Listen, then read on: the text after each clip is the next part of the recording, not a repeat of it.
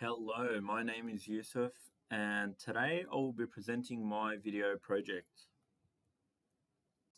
So for this project, I had to go out and select a real life structure, which I had to break into three separate parts.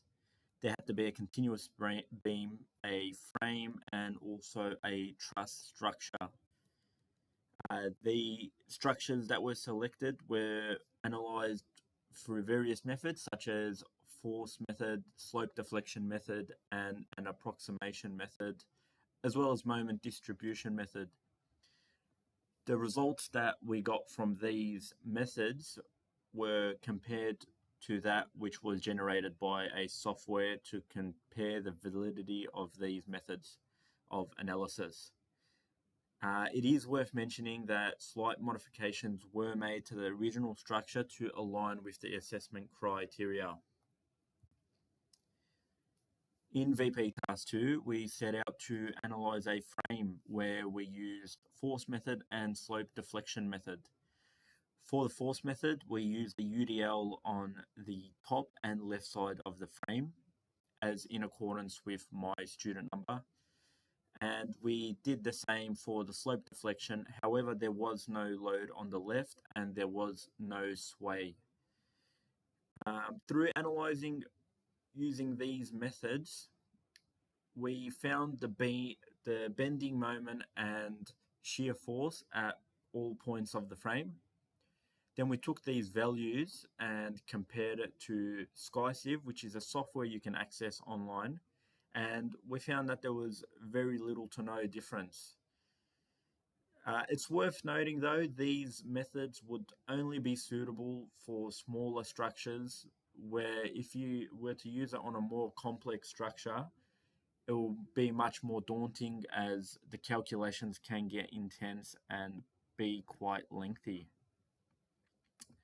For the VP Task 3, we use the moment distribution method to analyze the system of continuous beams and approximation method for the truss. Again, we had to tweak the existing structure to obtain a better fit idealized structure.